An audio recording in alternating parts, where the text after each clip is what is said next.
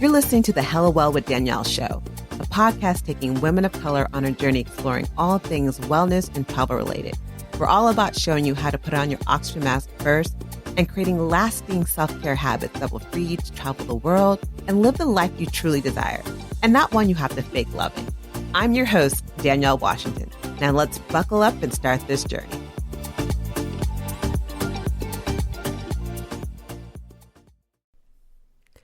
Hello, and welcome to another episode of the Hella Well with Danielle podcast. I am your host, Danielle Washington, and it is May. We've made it to May. I can't believe this year is going by so fast. If you are new to the podcast, thank you for joining. If you've been rocking with us for a bit, or just, this is one of your second or third podcast episodes, I appreciate you coming back. Today's topic, is gonna be a good one. It's interesting. I got a couple comments this week, all kind of saying the same thing about last week's episode. So if you didn't hear last week's episode, I hella recommend you go back to last week's episode. Last week's episode was about, forget being Olivia Pope, fix yourself. And it was all about being a fixer. And I had a lot of people come to me and say, girl, you snatched some edges. And I wanted to say that podcast happened because I snatched my own edges. It was something that I needed to hear. It was the middle of me walking, doing my morning walk, that I was cute. And then it was like, I am using being a fixer for so many different wrong ways. And that kind of ties into today's episode. Today's episode is 8 different ways you can do self-care wrong, or that you're doing self-care wrong. And yes, you can do self-care wrong. It seems illogical, and it seems shocking that how can self-care go wrong? But yes, self-care can go hella freaking wrong. But right now, self-care is like the new it girl. If you look at self-care, it's everywhere. Everything is it's Sunday. Hashtag self-care Sunday. It's in movies. And, one of my favorite, parts of watching Insecure, which is one of my favorite shows, they're talking about self-care Sunday. And, it's this big thing. It is everywhere. And when I mean it's everywhere, if you look at Instagram, like I went to Instagram, like, let's just look it up. How often is self-care used as a phrase, or a hashtag on Instagram? I'm thinking, okay, it's maybe like 1 million here, whatever. It's 49.5 million times the phrase self-care is being used on Instagram. That's a lot. It's like peddled as it's peddled as the answer to all your needs. All you need is self-care and your life will be better. Forget the pills, forget clicking your heels, forget whatever. It's just self-care will fix everything. It will fix everything. And the reality of it all, yes, self-care is good for you. Yes, self-care is not optional. Self-care is vital. Self-care is self-preservation. So I want to be real 100% clear that I do believe self-care is important to making that a priority in your life. Especially for women of color, it's a pivotal, because it's revolutionary. And that's why, I talk about wellness revolution, because self-care is a revolution, because we're taught not to take care of ourselves. We're taught self-care is selfish. We're taught that, you shouldn't take time. Who are you? You're not a strong woman if you're taking time to take care of you. But that being said, in that, it still can go wrong. It still can go hella wrong. But I look at self-care on social media, and when I was looking it up, on the hashtag, it was like everything is like quotes, travel selfies, wellness retreats, plant-based food, yoga poses, beauty products, and what more selfies. And wellness and self-care is so much more than that. And so I wanted to talk today about 8 ways that you may unintentionally be using self-care wrong or doing it wrong. And how to give you some points of, am I doing this the right way? Or what I think is self-care really effing up my world even more because I'm not realizing I'm doing self-care hella wrong. So let's get up into this. So the first thing I want to talk about is doing self-care for the wrong reasons, and doing it for external validation. And it's easy with it being the trending phrase on social media. You can't literally go through your scroll without a hashtag self-care. It's like selfie, hashtag self-care. This is what I'm doing today. It's become the norm. And it's great that it's become the norm, but it's become the norm so much that it's like, oh, I want to fit in. I want to look like I'm doing my self-care because am I really, on my wellness journey if I'm not doing a post that says hashtag self-care and wanting to fit in? Self-care right now it's like a fetish. And it's just the in thing to be doing. And I'm happy that it's like becoming more popular and it's becoming more the norm. But the way people are now doing it just because it is becoming a trend and it's become popular. Great thing I like to think about is I live in San Francisco and everyone and their mother, especially one in the marina, if you live in San Francisco, you know the marina girls, and they're always wearing their yoga pants. And I'm like, do you wear them because you just came from a yoga class, or are you wearing them look at me. I take care of myself. I hashtag self-care. I'm in my yoga pants. Nah, I don't think you wear, don't get me wrong. I've discovered yoga pants are bomb, but is there a need to wear them all the time? And are people wearing them to showcase that they are that they're into their wellness, they're into their self-care, or is this other reason? So I often think people are doing self-care for the wrong reasons, and for external validation is one of them. So one thing I ask you to ask yourself, and I'm going to give you some questions throughout some of these things, it's to ask yourself. And always, always, always, whenever you go to the website, hellowellwithdanielle.com, and you look at the podcast, there's usually journal prompts.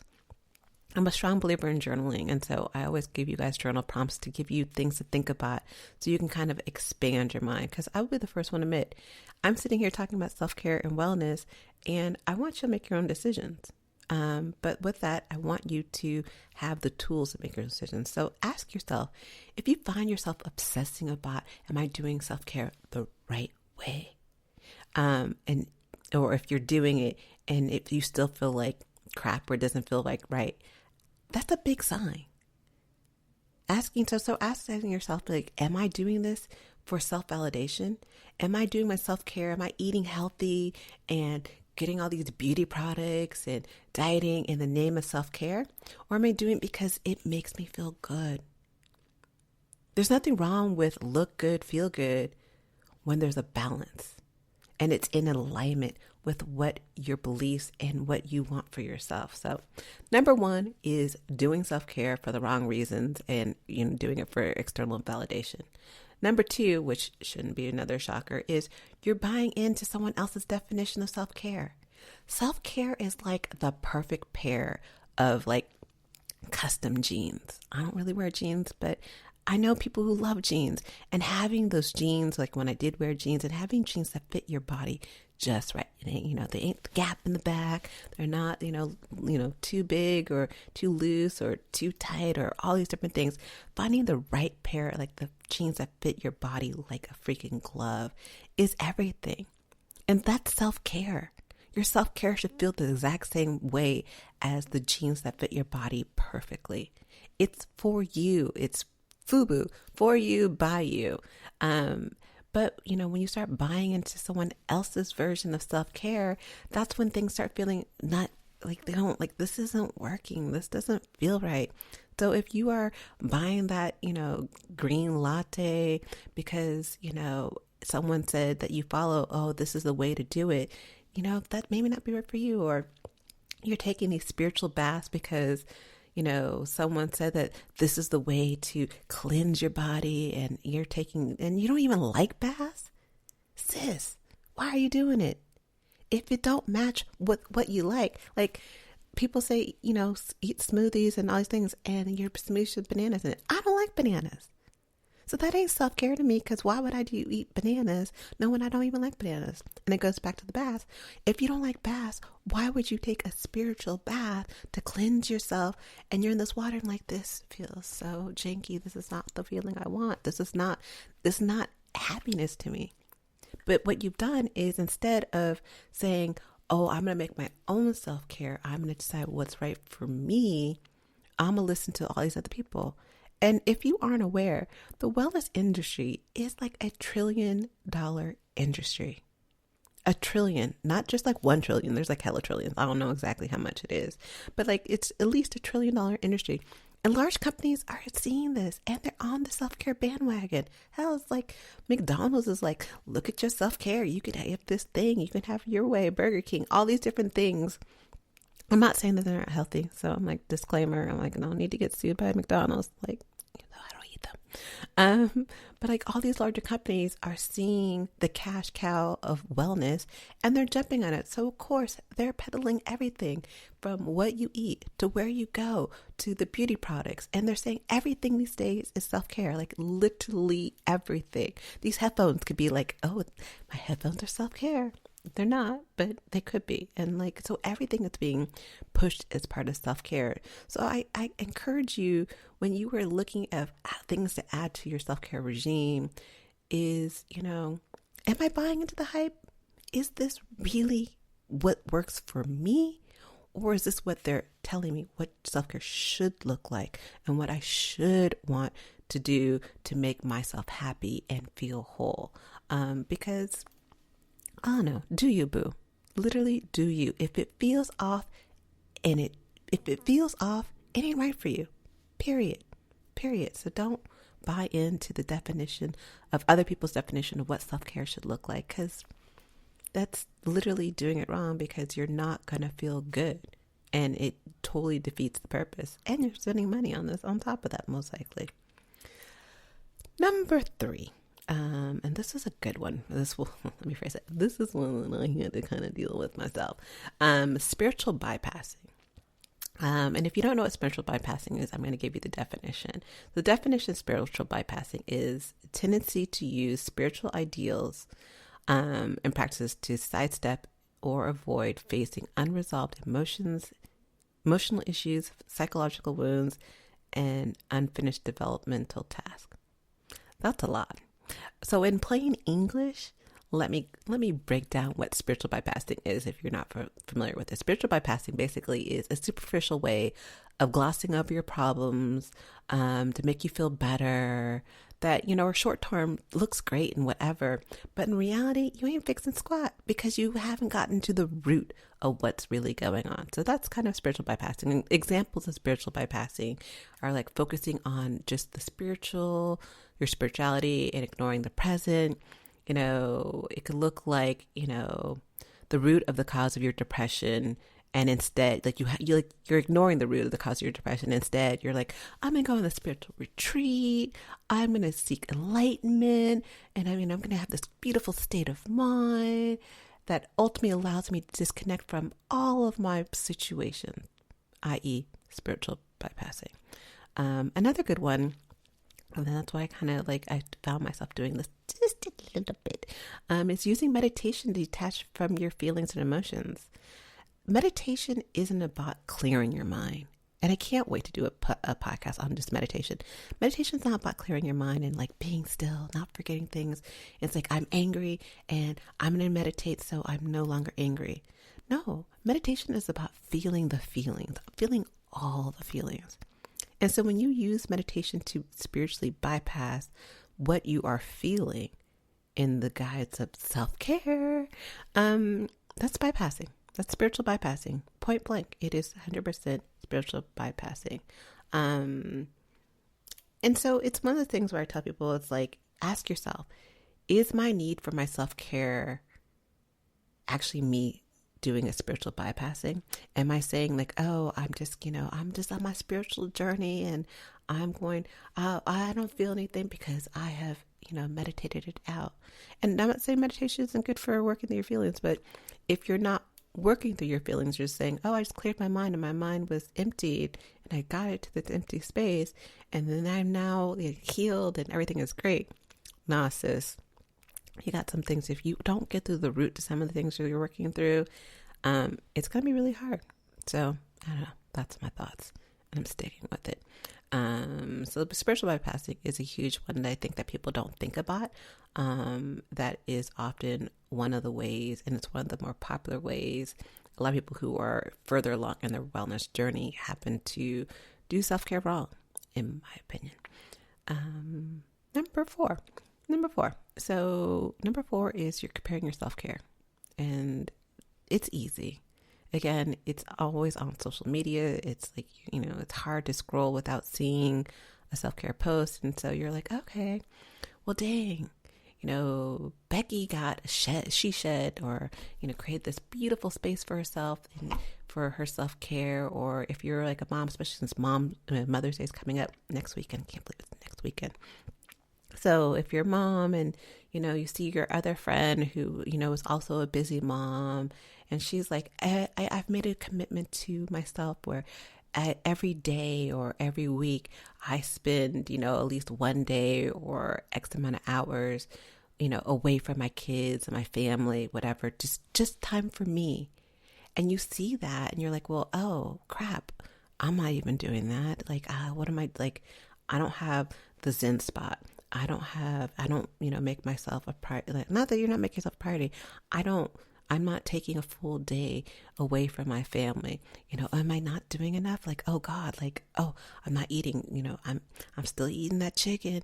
I'm still eating, this, all these, candies and everything. But everyone else is, showing that, look at me. Oh my God, I gave up candy and I gave up meat and I gave up cheese and I'm so amazing.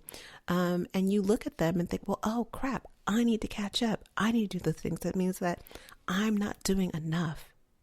Again, it's looking through the external lens to define what is your self-care, and comparing yourself in general, and especially coming to your self-care, is hella wrong. It goes back to, again, self-care being like that, that those jeans that fit your body, right? Instead, oftentimes we're in this self-care hashtag me too. Not me too in the bad way, but me too in, well, still is a bad way, but like not in the sexual way. But it's just a self-care me too. Like, oh my God, self-care me too. Like, oh, you're doing, you're exercising every single day and walking. Oh, me too.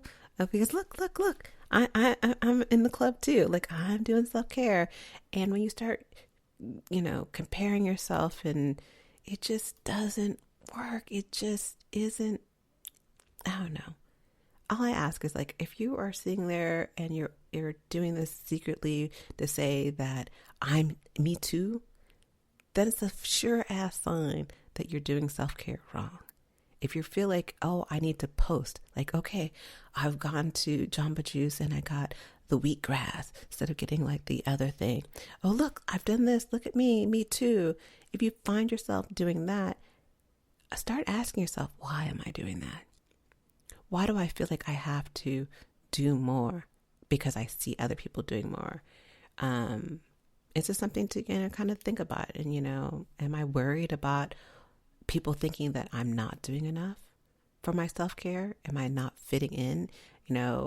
Why are you comparing yourself? I mean, again, comparing yourself in general is wrong, but when it comes to something that is supposed to be good for you, that will in turn then make you feel bad about what you're doing, is really messing up your whole self-care vibe, period.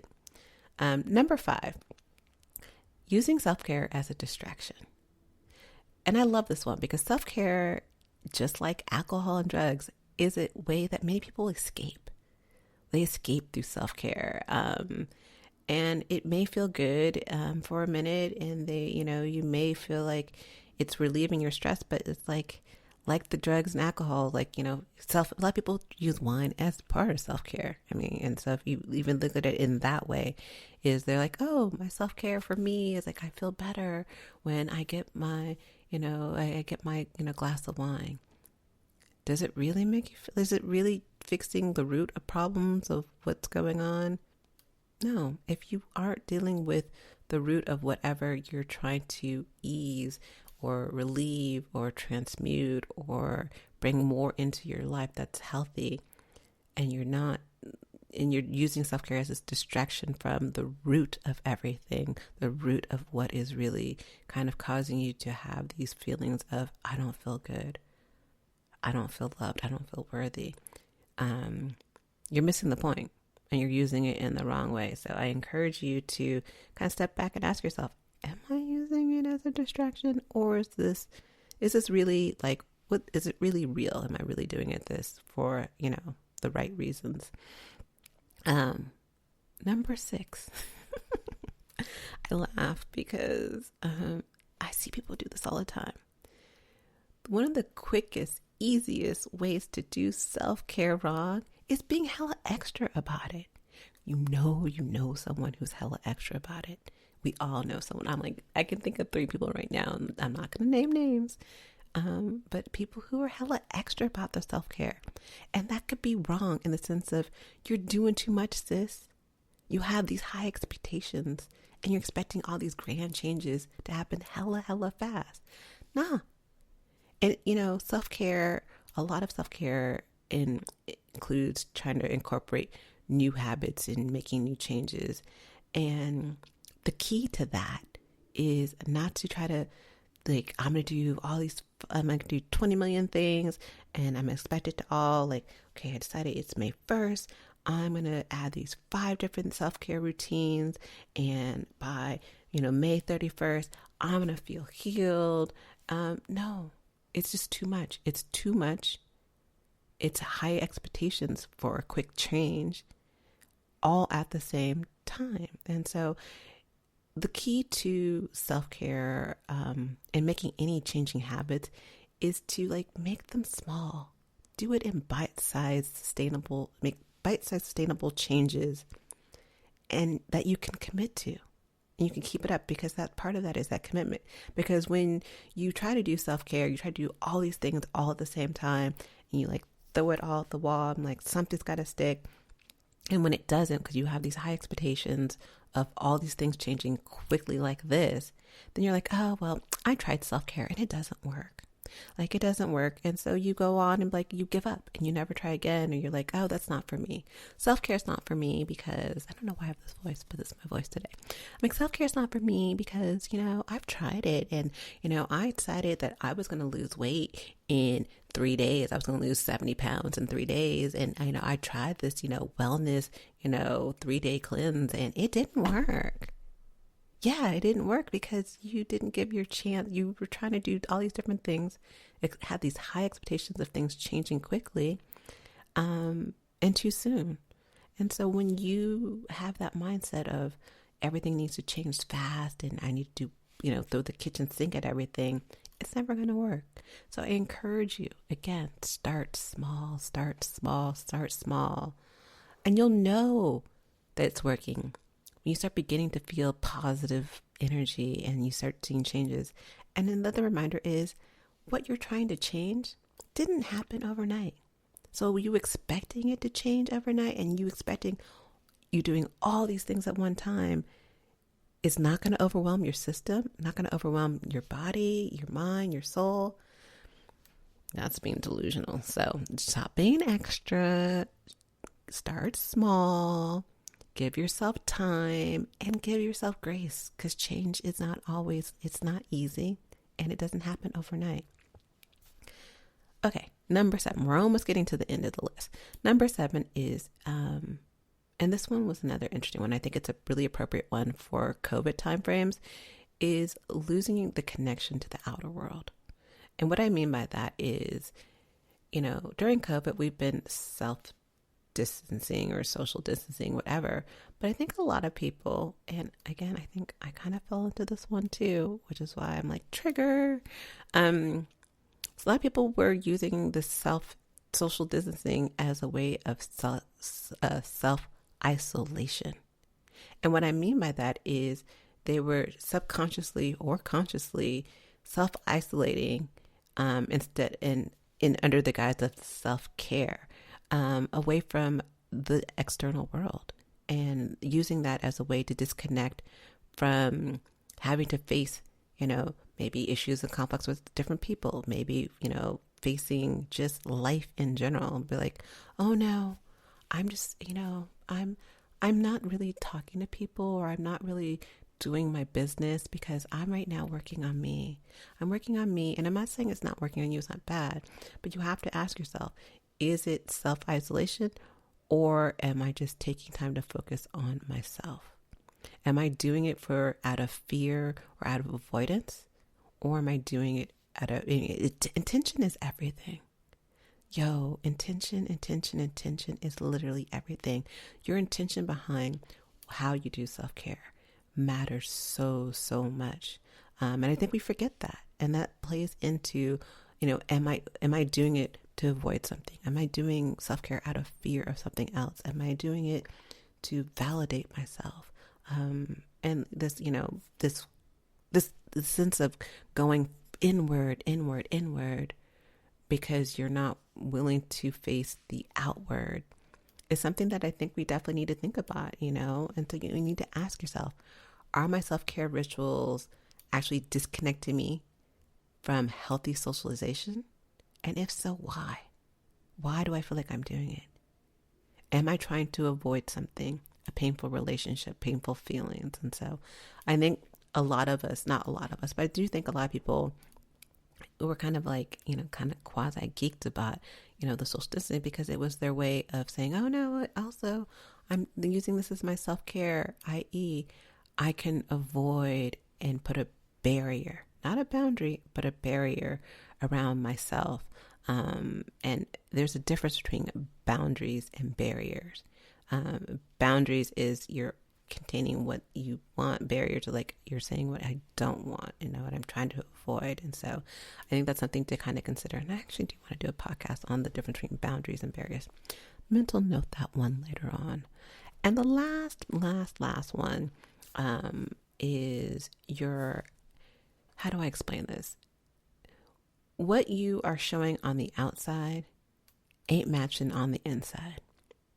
And what I mean by this is you can get all the massages in the world. You can eat all of the, amazing vegan food.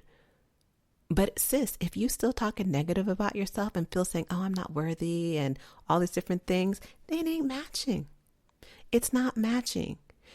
Your self-care needs to align with your beliefs. Another way to think about this is, if you go, one of those people who, again, we talked about mothers and comparing. So say, you see some other mother who is, we talked about taking time for herself and whatever. And you're like, okay, I'm going to do that. Not because I'm comparing, but I'm like, oh, that's a great idea. But then you do it and you're like, and it gives you like mad ass anxiety because you're like, oh my God, the guilt, the shame, all these different things are coming in. It's not in alignment with what you need, with your beliefs, because taking that time isn't in alignment with self-care, what your version of self-care, what works right for you. And so I encourage you to really ask yourself, are my personal beliefs and values connected to my current self-care routines? Are my personal beliefs and values connected to what I'm saying makes me feel better in this routine that I'm creating that is literally created to make me feel better? And ask yourself, like, what do I hope to achieve from my self-care goals? Like, I know everyone has like their unique goals and, it's important, but what's most important about your self-care routine is, one, the intention, but also, is it connected to your beliefs? Because when it's not connected to your beliefs and your reasons for doing it, that goes wrong. It's just wrong. And it's detrimental to what you're trying to do. So, I don't know, those are my thoughts. So I'm going to backtrack and just kind of slide through what they were again. So number one, if you're just recapping kind of what were the 8 ways you can be doing self-care wrong. And, again, things to think about. Number 1 was external validation and doing it for the wrong reasons. Number 2 was buying other people's definition, which I'm like, do you boo? Number 3 was spiritual bypassing. Number 4 was comparing yourself to other people. Number 5 was using it as a distraction, like we do sometimes with alcohol, drugs, and food. Number 6 was being hella extra about it, trying to do too much, too fast, and expecting changes like that. Number 7 was like avoidance and, self-isolation out of fear. And, I'm taking care of myself, but in reality, you're like, I'm avoiding everyone else. I am isolating myself because I'm not ready to deal with something. I'm not ready to deal with the root of whatever is going on. And then the last one is when your self-care activities don't match your beliefs.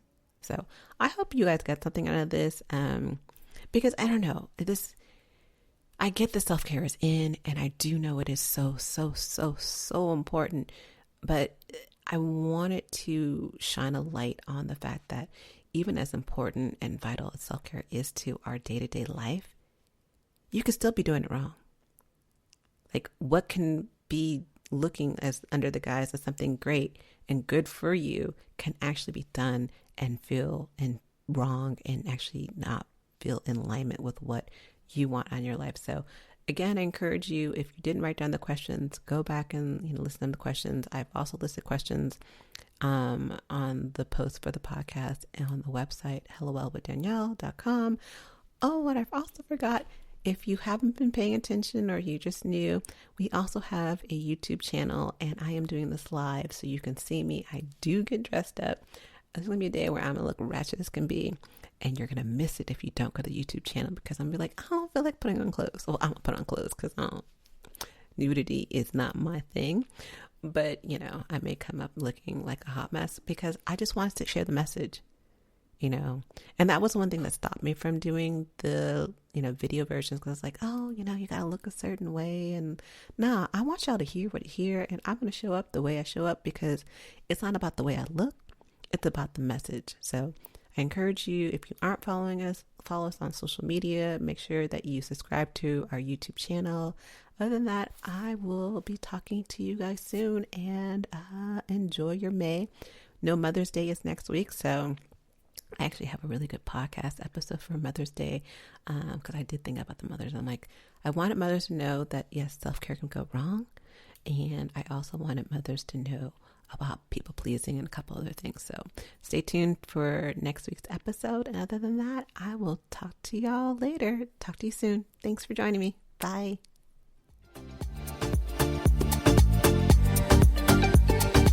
Thanks for joining us this week on the Hello Well with Danielle show.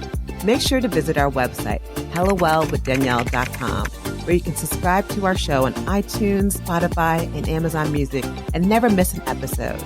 Also, you can follow us on social media at Hello Well with Danielle on Facebook and Instagram, and Hello Well Danny on Twitter. And if you like hella love the show and got some good nuggets out of it, know that I'm not too proud to ask for you to please leave a rating or review on iTunes so that we can continue to expand our reach and help other women of color. Again, thanks so much for listening, and I hope to see you next week. Ciao.